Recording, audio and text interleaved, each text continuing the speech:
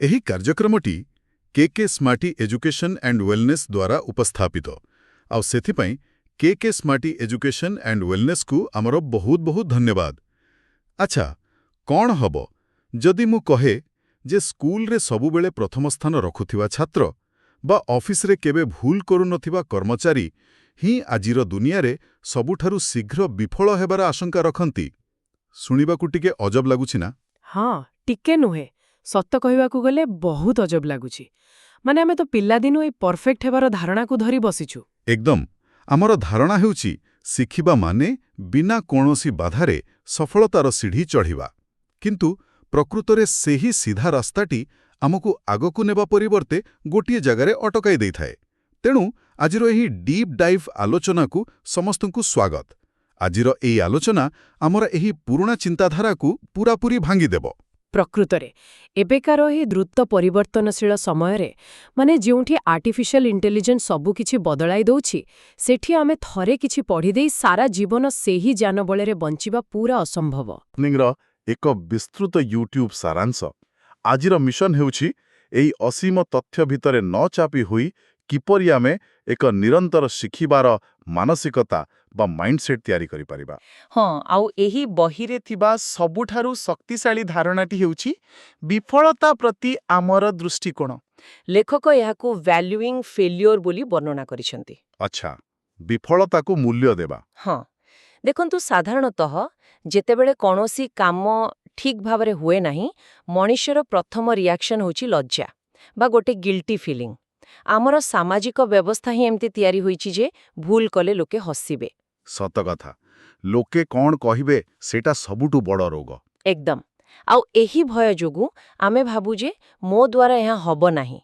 କିନ୍ତୁ ବିଜ୍ଞାନ କହୁଛି ଯେ ଯେତେବେଳେ ଆମେ ଲଜ୍ଜିତ ହେଉଁ, ଆମ ବ୍ରେନ୍ରେ ଥିବା ଲର୍ଣ୍ଣିଂ ସେଣ୍ଟର ବା ଶିଖିବାର କେନ୍ଦ୍ର ପୁରା ବନ୍ଦ ହୋଇଯାଏ। ବାପରେ, ବ୍ରେନ୍ ବନ୍ଦ ହୋଇଯାଏ? ହଁ, ମାନେ ଆମେ ଡିଫେନ୍ସିଭ୍ ହୋଇଯାଉ ଆଉ ନୂଆ କିଛି ଗ୍ରହଣ କରିବାକୁ ପ୍ରସ୍ତୁତ ନଥାଉ।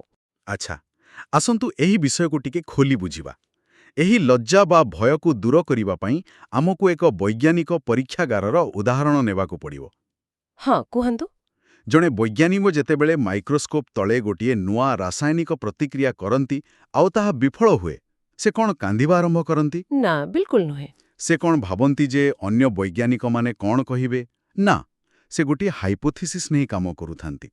ଯଦି ପରୀକ୍ଷାଟି ଫେଲ୍ ମାରେ, ତେବେ ସେହି ବିଫଳତାଟି ତାଙ୍କ ପାଇଁ ଏକ ସ୍ପଷ୍ଟ ଡାଟା ବା ତଥ୍ୟ ପାଲଟିଯାଏ। ଏକଦମ ସଠିକ୍ କଥା। ତଥ୍ୟଟି ହେଲା, ଏହି ଉପାୟଟି କାମ କରୁନାହିଁ। ଏହା କୌଣସି ବ୍ୟକ୍ତିଗତ ପରାଜୟ ନୁହେଁ। ମାନେ ବୈଜ୍ଞାନିକମାନେ ନିଜର ଇଗୋକୁ ସେହି ଫଳାଫଳରୁ ଅଲଗା ରଖନ୍ତି। ଆଉ ସେଇଥିପାଇଁ ସେମାନେ ଆଗକୁ ବଢ଼ିପାରନ୍ତି। ହଁ, ଆଉ ଏହି କାରଣରୁ ସେମାନେ ସାଙ୍ଗେ ସାଙ୍ଗେ 3ଟି ପ୍ରଶ୍ନ ନିଜକୁ ପଚାରନ୍ତି। ପ୍ରଥମ, ମୁଁ କ'ଣ ଆଶା କରିଥିଲି? ଦ୍ୱିତୀୟ, ପ୍ରକୃତିରେ କ'ଣ ଘଟିଲା? ଆଉ ତୃତୀୟ, ଏହି ବ୍ୟବଧାନରୁ ମୁଁ କ'ଣ ଶିଖିଲି ଯାହାକୁ ଆସନ୍ତା ଥର ପ୍ରୟୋଗ କରିବି? ସାଧାରଣ ଲୋକେ ବୋଧହୁଏ କେବଳ ଦ୍ୱିତୀୟ ପ୍ରଶ୍ନରେ ହିଁ ଅଟକି ଯାଆନ୍ତି। ହଁ, ସେମାନେ ଖାଲି ଭାବନ୍ତି, ଓ ଖରାପ ରେଜଲ୍ଟ ଆସିଗଲା, କିନ୍ତୁ ଆଶା ଏବଂ ପ୍ରକୃତ ସ୍ଥିତି ଭିତରେ ଥିବା ପାର୍ଥକ୍ୟକୁ ଆନାଲାଇଜ୍ କରନ୍ତି ନାହିଁ। ଜାଣିଛନ୍ତି, ଏହି ମାନସିକତାର ସବୁଠାରୁ ସୁନ୍ଦର ଉଦାହରଣ ଆମେ ଗୋଟିଏ ଛୋଟ ପିଲା ପାଖରେ ଦେଖିପାରିବା। ଗୋଟିଏ ବର୍ଷର ପିଲାଟିଏ ଯେତେବେଳେ ପ୍ରଥମ ଥର ଠିଆ ହୋଇ ଚାଲିବାକୁ ଚେଷ୍ଟା କରେ, ସେ ଦିନକୁ 100 ଥର ପଡ଼େ। ହଁ, କିନ୍ତୁ ତା ମନରେ ଟିକିଏ ବି ସାମାଜିକ ଲଜ୍ଜା ନଥାଏ। ବିଲକୁଲ। ସେ କେବେ ଭାବେ ନାହିଁ ଯେ ମୁଁ ତ ପଡ଼ିଗଲି, ଏବେ ବାକି ଲୋକେ ମୋତେ ଦୁର୍ବଳ ଭାବିବେ। ତା ଭିତରେ ଥିବା ପ୍ରବଳ କୌତୁକଳ ହିଁ ତାର ସବୁଠାରୁ ବଡ଼ ଶକ୍ତି। ସେ ଖାଲି ଏତିକି ବୁଝେ ଯେ ଡାହାଣା ଗୋଡ଼ ଆଗ ପକାଇଲେ ମୁଁ ପଡ଼ିଯାଉଛି, ତେଣୁ ଏଥର ବାମ ଗୋଡ଼ ପକାଇ ଦେଖିବି। ଆରେ ବାଃ, କି ସୁନ୍ଦର ଉଦାହରଣ! ଏହି କୌତୂହଳକୁ ହିଁ ଲେଖକ ନିରନ୍ତର ଶିଖିବାର ମୂଳଦୁଆ ବୋଲି କହିଛନ୍ତି। ଆପଣ ଥମସ୍ ଏଡିସନଙ୍କ ବଲ୍ବ ଉଦ୍ଭାବନର କାହାଣୀ ତ ଜାଣିଥିବେ? ହଁ, ସେ ତ 1000 ଥର ଫେଲ୍ ହୋଇଥିଲେ। ଏକଦମ। କିନ୍ତୁ ତାଙ୍କର ମାଇଣ୍ଡସେଟ୍ ଦେଖନ୍ତୁ।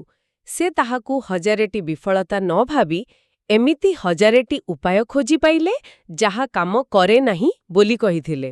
ମାନେ ପ୍ରତ୍ୟେକ ବିଫଳ ପ୍ରୟାସ ତାଙ୍କୁ ତଥ୍ୟ ଦେଉଥିଲା। କିନ୍ତୁ ଦେଖନ୍ତୁ, ଏଠାରେ ଗୋଟେ ବଡ଼ ସମସ୍ୟା ଆସୁଛି।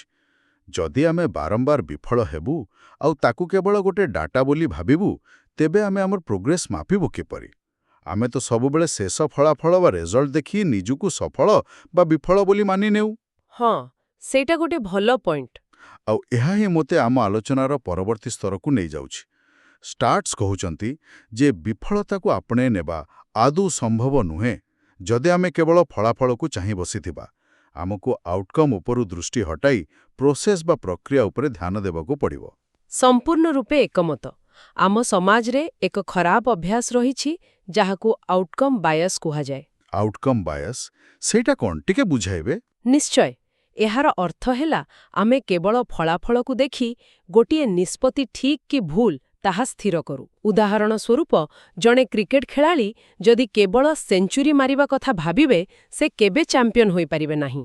ହଁ, ମାନେ ଖାଲି ସ୍କୋରବୋର୍ଡ ଦେଖିଲେ ତ ଖେଳ ଉପରେ ଧ୍ୟାନ ରହିବନି। ଏକଦମ। ଯଦି ସେ କେବଳ ରେଜଲ୍ଟ ଉପରେ ନଜର ରଖିବେ, ତେବେ ସେ ନିଜର ବ୍ୟାଟିଂ ଷ୍ଟାନ୍ସ କିମ୍ବା ଫୁଟୱାର୍କ ଉପରେ ଧ୍ୟାନ ଦେଇପାରିବେ ନାହିଁ। ଯେତେବେଳେ ସେ ଖରାପ ଖେଳିବେ, ସେ ପୁରା ଭାଙ୍ଗି ପଡ଼ିବେ। ଆଉ ଯିଏ ପ୍ରୋସେସ୍ ଉପରେ ଫୋକସ୍ କରେ, ସେ ଖରାପ ସ୍କୋର କଲେ ମଧ୍ୟ ସେହି ଭିଡିଓ ଦେଖି ଆକଳନ କରନ୍ତି ଯେ ତାଙ୍କର ବ୍ୟାଟ୍ ଧରିବାର ଷ୍ଟାଇଲରେ କେଉଁଠି ତ୍ରୁଟି ରହିଗଲା। ଏହାକୁ ହିଁ ପ୍ରୋସେସ୍ ଫୋକସ୍ କୁହାଯାଏ। ଆରେ ବା, ଏୟା ଠିକ୍ ଜଣେ ପେଶାଦାର ରୋଷେଇୟାଙ୍କ ଭଳି କଥା। ଧରିନିଅନ୍ତୁ ଜଣେ ସେଫ୍ ବିରିୟାନୀ ତିଆରି କରୁଛନ୍ତି। ଆଚ୍ଛା, ବିରିୟାନୀ। ହଁ, କୁହନ୍ତୁ। ଯଦି ସେ ପ୍ରଥମରୁ କେବଳ ଚିନ୍ତା କରିବେ ଯେ ଲୋକେ ଖାଇସାରିବାର କେତେ ପ୍ରଶଂସା କରିବେ ଆଉ ତାହା ଭାବି ଭାବି ମସଲା ପକାଇବେ, ତେବେ ଖାଦ୍ୟ ନିଶ୍ଚୟ ଖରାପ ହେବ। କିନ୍ତୁ ସେ ଶେଷ ସ୍ୱାଦ କଥା ଭୁଲିଯାଇ ଯଦି କେବଳ ନିଜର ପ୍ରୋସେସ୍, ମାନେ ଚାଉଳ କେତେ ସମୟ ଭିଜିବ, ମସଲାର ଅନୁପାତ କ'ଣ ରହିବ, ଆଞ୍ଚ କେତେ ରହିବ, ଏସବୁ ଉପରେ ଧ୍ୟାନ ଦେବେ, ତେବେ ବିରିୟାନୀ ଆପେ ଆପେ ଟେଷ୍ଟି ହେବ। ବିଲକୁଲ ଠିକ୍ ଉଦାହରଣ ଦେଲେ। କିନ୍ତୁ ଏଠାରେ ହିଁ କଥାଟି ବହୁତ ରୋଚକ ହୋଇଯାଏ। ମାନେ ଏକ ଆଦର୍ଶ ଦୁନିଆରେ ପ୍ରକ୍ରିୟାକୁ ଭଲ ପାଇବା ଶୁଣିବାକୁ ବହୁତ ଭଲ ଲାଗୁଛି। ମାତ୍ର ଆମର ଏହି କର୍ପୋରେଟ୍ ଦୁନିଆରେ, ଯେଉଁଠି ବସ୍ ଖାଲି ପ୍ରଫିଟ୍ ବା ଲସ୍ ରିପୋର୍ଟ ଦେଖନ୍ତି, ସେଠି ଏ ପ୍ରୋସେସ୍ ମଡେଲ କେମିତି କାମ କରିବ? ସେଠି ତ ରେଜଲ୍ଟ ନ ମିଳିଲେ ସିଧା ଚାକିରିରୁ ବାହାର କରିଦେବେ। ହଁ, ଏହା ହେଉଛି ସବୁଠାରୁ ବାସ୍ତବିକ ପ୍ରଶ୍ନ। ଆଉ ଲେଖକ ଏହାର ଗୋଟିଏ ବହୁତ ସୁନ୍ଦର ସମାଧାନ ଦେଇଛନ୍ତି, ଯାହାକୁ ସଠିକ୍ ପ୍ରଶ୍ନ ପଚାରିବାର କଳା କୁହାଯାଏ। ଆଚ୍ଛା, ସେଇଟା କେମିତି? ଯେତେବେଳେ ବିଜନେସ୍ରେ ରେଜଲ୍ଟ ଖରାପ ହୁଏ, ତାର ଅର୍ଥ ନୁହେଁ ଯେ ଆମେ ତାକୁ ଇଗ୍ନୋର କରିଦେବା। କିନ୍ତୁ ସେହି ଖରାପ ରେଜଲ୍ଟକୁ ଦେଖି ଆମେ କେମିତି ରିଆକ୍ଟ କରୁଛୁ, ତାହା ହିଁ ଇମ୍ପର୍ଟାଣ୍ଟ। ଧରାଯାଉ ଏକ ମୋବାଇଲ ଫୋନ୍ କମ୍ପାନୀର ସେଲ୍ସ ହଠାତ୍ କମିଗଲା। ହଁ, ଫଳାଫଳକୁ ଅଧିକ ଗୁରୁତ୍ୱ ଦେଉଥିବା ଜଣେ ମ୍ୟାନେଜର ସାଙ୍ଗେ ସାଙ୍ଗେ ପ୍ୟାନିକ୍ ହୋଇଯିବେ। ସେ କହିବେ, ଶୀଘ୍ର ଫୋନ୍ ଉପରେ 30% ଡିସ୍କାଉଣ୍ଟ ଦେଇଦିଅ। କିନ୍ତୁ ଏହା ହେଉଛି ଏକ ବ୍ୟାଣ୍ଡେଡ୍ ସମାଧାନ। କିଛି ଦିନ ପାଇଁ ସେଲ୍ସ ବଢ଼ିବ, କିନ୍ତୁ ଲଙ୍ଗ୍ ଟର୍ମରେ ବ୍ରାଣ୍ଡ ଭ୍ୟାଲ୍ୟୁ ଖରାପ ହୋଇଯିବ। ଅର୍ଥାତ୍ ଏହା କେବଳ ରୋଗର ଲକ୍ଷଣକୁ ଚିକିତ୍ସା କରିବା ଭଳି କଥା, ପ୍ରକୃତ ରୋଗକୁ ନୁହେଁ। ନିର୍ଦ୍ଦିଷ୍ଟ ଭାବରେ। କିନ୍ତୁ ଜଣେ ପ୍ରୋସେସ୍ ଓରିଏଣ୍ଟେଡ୍ ବ୍ୟକ୍ତି ସେଠାରେ ତରତର ନ ହୋଇ ସଠିକ୍ ପ୍ରଶ୍ନ ପଚାରିବେ। ସେଲ୍ସ କାହିଁକି କମୁଛି? କଷ୍ଟମରଙ୍କ ଟେଷ୍ଟ ବଦଳି ଯାଇଛି କି? କ'ଣ ଆମର ସଫ୍ଟୱେର୍ ପୁରୁଣା ହୋଇଗଲାଣି? ଯେତେବେଳେ ଆପଣ ଏମିତି ରୁଟ୍ କଜ୍ ବା ମୂଳ କାରଣ ଖୋଜନ୍ତି, ଆପଣ ପ୍ରକୃତ ସମାଧାନ ପାଆନ୍ତି। ବୁଝିପାରୁଛି। କିନ୍ତୁ ଏ ପ୍ରୋସେସ୍ ଉପରେ ଧ୍ୟାନ ଦେବା ଆଉ ମୂଳ କାରଣ ଖୋଜିବା ପାଇଁ ଗୋଟିଏ ବହୁତ ମୂଲ୍ୟବାନ ଜିନିଷ ଦରକାର। ତାହା ହେଉଛି ସମୟ ଏବଂ ଧୈର୍ଯ୍ୟ। ଆଜିକାଲିର ଦୁନିଆ ଏତେ ଫାଷ୍ଟ ଦୌଡ଼ୁଛି ଯେ ଯଦି ଆମେ ଟିକେ ଅଟକି ଯାଉ, ଲାଗେ ଯେମିତି ଆମେ ପଛରେ ପଡ଼ିଗଲୁ। ସୋସିଆଲ ମିଡିଆ, ଇମେଲ୍, ଆମେ ସବୁବେଳେ କିଛି ନା କିଛି କାମରେ ଲାଗି ରହିବାକୁ ଚାହୁଁ। ଏକଦମ। ବହିରେ ଏହି ଜିନିଷକୁ ଆକ୍ସନ୍ ବାୟସ୍ ବୋଲି ବର୍ଣ୍ଣନା କରାଯାଇଛି। ଆମ ବ୍ରେନ୍ ସବୁବେଳେ ବ୍ୟସ୍ତ ରହିଲେ ଶାନ୍ତି ପାଏ, କାରଣ ଏହା ଆମକୁ ଏକ ମିଥ୍ୟା ସନ୍ତୋଷ ଦିଏ ଯେ ମୁଁ କିଛି କରୁଛି। କିନ୍ତୁ ସବୁବେଳେ ବ୍ୟସ୍ତ ରହିବାଟା କେବେ ହେଲେ ପ୍ରଡକ୍ଟିଭିଟିର ପ୍ରମାଣ ନୁହେଁ। ସତରେ, ବହୁତ ଲୋକ ଖାଲି ବିଜି ଦେଖାଇବାକୁ ଭଲ ପାଆନ୍ତି। ହଁ, ଯଦି ଆମେ ଅଟକିବା ଏବଂ ରିଫ୍ଲେକ୍ଟ କରିବାକୁ ସମୟ ନ ବାହାର କରିବା, ତେବେ ଆମେ ପୁରା ଦିଗ ହରାଇ ବସିବା। ଏହା ଠିକ୍ ଗୋଟିଏ କାର୍ ଚଲାଇବା ଭଳି କଥା। ଯଦି ଆପଣ ଘଣ୍ଟା ପ୍ରତି 100 କିଲୋମିଟର ସ୍ପିଡ୍ରେ ଯାଉଛନ୍ତି, କିନ୍ତୁ ଭୁଲ ରାସ୍ତାରେ ଯାଉଛନ୍ତି, ତେବେ ଆପଣଙ୍କ ସ୍ପିଡ୍ର କିଛି ଅର୍ଥ ନାହିଁ। ଆପଣଙ୍କୁ ଗାଡ଼ି ଅଟକାଇ ମ୍ୟାପ୍ ଚେକ୍ କରିବାକୁ ପଡ଼ିବ। ଆଚ୍ଛା, ମୋତେ ଏହା ଏକ ମାଳିର ଦୃଷ୍ଟାନ୍ତ ଭଳି ଲାଗୁଛି। ଜଣେ ମାଳି ବଗିଚାରେ ପ୍ରତିଦିନ ଆସି କେବଳ ଗଛରେ ପାଣି ଦେଇ ଚାଲିଗଲେ ଗଛ ବଢ଼ିବ ନାହିଁ। ପାଣି ଦେବାଟା ହେଉଛି ଆକ୍ସନ୍। ହଁ ହଁ। କିନ୍ତୁ ମଝିରେ ମଝିରେ ତାକୁ ଅଟକି ଦେଖିବାକୁ ପଡ଼ିବ ଯେ ମାଟିରେ ଉର୍ବରତା ଅଛି ତ, ଗଛରେ କୌଣସି ପୋକ ଲାଗିନାହାନ୍ତି ତ। ଏହି ଯେଉଁ ସମୟ ନେଇ ଅନୁଧ୍ୟାନ କରିବାର ପ୍ରକ୍ରିୟା, ତାହାକୁ ହିଁ ରିଫ୍ଲେକ୍ସନ୍ କୁହାଯାଏ। ପୁରା ଠିକ୍ କଥା। ଏଥିପାଇଁ ବିଶ୍ୱର ସବୁଠାରୁ ସଫଳ ଲୋକମାନେ ମଧ୍ୟ ନିଜ ପାଇଁ ଏହି ପଜ୍ ବା ବିରତିର ସମୟ ବାହାର କରନ୍ତି। ବିଲ୍ ଗେଟ୍ସଙ୍କ ଉଦାହରଣ ନିଅନ୍ତୁ। ଆଚ୍ଛା, ସେ କ'ଣ କରନ୍ତି? ସେ ତାଙ୍କର ସବୁଠାରୁ ବ୍ୟସ୍ତ ସମୟରେ ବି ପ୍ରତିବର୍ଷ ଏକ ଥିଙ୍କ୍ ୱିକ୍ ପାଳନ କରନ୍ତି। ଏହି ସପ୍ତାହରେ ସେ କୌଣସି ଫୋନ୍ ଉଠାନ୍ତି ନାହିଁ, ଅଫିସ୍ ଯାଆନ୍ତି ନାହିଁ, ସେ କେବଳ ବହି ପଢ଼ନ୍ତି ଏବଂ ଭାବନ୍ତି। ଯଦି ସେ ଖାଲି ମାଇକ୍ରୋସଫ୍ଟର ଡେଲି ପ୍ରୋବ୍ଲେମ୍ ଭିତରେ ବୁଡ଼ି ରହିଥାନ୍ତେ, ସେ କେବେ ବି ଫ୍ୟୁଚର ପାଇଁ ପ୍ଲାନିଂ କରିପାରିନଥାନ୍ତେ। ସତରେ? ତାହେଲେ ଆମ ବ୍ରେନ୍ ପ୍ରକୃତିରେ ବିଶ୍ରାମ ନେଲାବେଳେ ବେଶୀ ଆକ୍ଟିଭ୍ ଥାଏ। ମୁଁ ପଢ଼ିଥିଲି ବହିରେ ମସ୍ତିଷ୍କର 2ଟି ମୋଡ୍ ବିଷୟରେ ଲେଖାଯାଇଛି, ଫୋକସ୍ଡ ମୋଡ୍ ଏବଂ ଡିଫ୍ୟୁଜ୍ଡ ମୋଡ୍। ଆମେ ସମସ୍ତେ ଫୋକସ୍ଡ ମୋଡ୍ ବିଷୟରେ ଜାଣୁ, କିନ୍ତୁ ଏ ଡିଫ୍ୟୁଜ୍ଡ ମୋଡ୍ର ବିଜ୍ଞାନ ପଛରେ ପ୍ରକୃତ ରହସ୍ୟ କ'ଣ? ମାନେ କାହିଁକି ଆମକୁ ଗାଧୋଇବା ସମୟରେ ବା ଖାଲି ଚାଲିବା ବେଳେ ସବୁଠାରୁ ଭଲ ଆଇଡିଆ ଆସେ? ହଁ, ଏହା ପଛରେ ଏକ ଚମତ୍କାର ନ୍ୟୁରୋସାଇନ୍ସ ରହିଛି। ଯେତେବେଳେ ଆମେ କୌଣସି କାମରେ ଫୋକସ୍ କରୁ, ଆମ ବ୍ରେନ୍ର ଗୋଟେ ନିର୍ଦ୍ଦିଷ୍ଟ ଅଂଶ ହିଁ ଆକ୍ଟିଭ୍ ଥାଏ। ଆମ ଚିନ୍ତା କେବଳ ଚିହ୍ନା ରାସ୍ତାରେ ହିଁ ଯାଏ। ସେଥିପାଇଁ ଗୋଟିଏ ଜଟିଳ ସମସ୍ୟାର ସମାଧାନ ଖୋଜିବା ବେଳେ ଆମେ ଅନେକ ସମୟରେ ଷ୍ଟକ୍ ହେଇଯାଉ। ଆଚ୍ଛା, କିନ୍ତୁ ଯେତେବେଳେ ଆମେ ବିଶ୍ରାମ ନେଉ, ପ୍ରକୃତି ସହ ସମୟ ବିତାଉ କିମ୍ବା ଖାଲି ଚୁପଚାପ ବସୁ, ସେତେବେଳେ ଆମ ମସ୍ତିଷ୍କର ଡିଫଲ୍ଟ ମୋଡ୍ ନେଟୱାର୍କ ବା ଡିଫ୍ୟୁଜ୍ଡ ମୋଡ୍ ଆକ୍ଟିଭ୍ ହୋଇଯାଏ। ଏହି ଅବସ୍ଥାରେ ବ୍ରେନ୍ ବିଭିନ୍ନ ଅଲଗା ଅଲଗା ଆଇଡିଆ ଭିତରେ ଗୋଟେ ନୂଆ ନ୍ୟୁରାଲ୍ କନେକ୍ସନ୍ ତିଆରି କରେ। ଓହୋ, ମାନେ ବ୍ରେନ୍ ବ୍ୟାକ୍ଗ୍ରାଉଣ୍ଡରେ କାମ କରୁଥାଏ। ଏକଦମ। ଆଉ ଠିକ୍ ସେତିକି ବେଳେ ହିଁ ଆମକୁ ଗୋଟିଏ ଆହା ମୋମେଣ୍ଟ ବା ଅଚାନକ ସମାଧାନ ମିଳିଯାଏ। ତେଣୁ ବିଶ୍ରାମ ନେବା ମାନେ ସମୟ ନଷ୍ଟ କରିବା ନୁହେଁ। ବହୁତ ଗଭୀର କଥା ଏଇଟା। ଏହି ବିଶ୍ରାମ ଓ ରିଫ୍ଲେକ୍ସନରୁ ହିଁ ଆମର ପରବର୍ତ୍ତୀ ଏବଂ ସବୁଠାରୁ ବଡ଼ ପ୍ରସଙ୍ଗଟି ଉଠୁଛି। ଯେତେବେଳେ ଆମେ ନିଜକୁ ଆନାଲାଇଜ୍ କରୁ, ଆମେ ଆମର ଷ୍ଟ୍ରେଂଥ୍ ସହିତ ଆମର ୱିକ୍ନେସ୍ ବା ଦୁର୍ବଳତାକୁ ବି ଦେଖିପାରୁ। ଆମ ସ୍କୁଲ ବ୍ୟବସ୍ଥା ଆମକୁ ପିଲାଦିଲୁ ଶିଖାଇଛି ଯେ ତୁମର ଦୁର୍ବଳତାକୁ ଖୋଜ ଆଉ ତାକୁ ଠିକ୍ କରିବା ପାଇଁ ଦିନ ରାତି ଲାଗିପଡ଼। ଜଣେ ଅଲରାଉଣ୍ଡର ହେବାଟା ହିଁ ସବୁଠୁ ବଢ଼ିଆ କଥା ବୋଲି ଆମେ ଭାବୁ। ହଁ, କିନ୍ତୁ ଷ୍ଟାଟ୍ସ ଏହି ପୁରୁଣା ଧାରଣାକୁ ସମ୍ପୂର୍ଣ୍ଣ ମନା କରୁଛନ୍ତି। ସେ କହୁଛନ୍ତି ନିଜର ଦୁର୍ବଳତା ପଛରେ ଏତେ ସମୟ ନଷ୍ଟ କର ନାହିଁ, ବରଂ ନିଜର ଶକ୍ତି ବା ଷ୍ଟ୍ରେଂଥ୍ ଉପରେ ବାଜି ଲଗାଅ। କିନ୍ତୁ ଏହା କେମିତି ସମ୍ଭବ? ତେବେ କ'ଣ ଆମେ ଆମର ତ୍ରୁଟିଗୁଡ଼ିକୁ ପୂରାପୂରି ଅଣଦେଖା କରିଦେବା? ଏହା କ'ଣ ଆମକୁ ପଛରେ ପକାଇଦେବ ନାହିଁ? ଗୋଟିଏ ଛୋଟ ଦୁର୍ବଳତା ପାଇଁ ଆମେ ସମ୍ପୂର୍ଣ୍ଣ ଫେଲ୍ ହେଇଯିବାନି ତ? ଦେଖନ୍ତୁ, ଲେଖକ କେବେ ବି କହୁନାହାନ୍ତି ଯେ ଆମେ ଆମର ତ୍ରୁଟିଗୁଡ଼ିକୁ ଆଛି ବନ୍ଦ କରିବା। ମୂଳ କଥା ହେଉଛି ଆମର ସମୟ ଏବଂ ଏନର୍ଜିର ବଣ୍ଟନ। ଆମ ପାଖରେ ଲିମିଟେଡ୍ ସମୟ ଅଛି। ହଁ, ତାହା ତ ଠିକ୍। ଯଦି ଆମେ ଆମର 80% ଏନର୍ଜି କେବଳ ଗୋଟିଏ ଦୁର୍ବଳ ବିଷୟକୁ ସୁଧାରିବାରେ ଲଗାଇଦେବା, ତେବେ ଆମେ ସେଥିରେ ଖାଲି ଗୋଟେ ଆଭରେଜ୍ ସ୍ତରକୁ ଆସିପାରିବା। ଆଉ ଯେଉଁଥିରେ ଆମେ ପ୍ରକୃତରେ ଭଲ ଥିଲେ, ତାକୁ ଇଗ୍ନୋର କରିବା ଫଳରେ ସେଥିରେ ବି ଆମେ ଆଭରେଜ୍ ହୋଇଯିବା।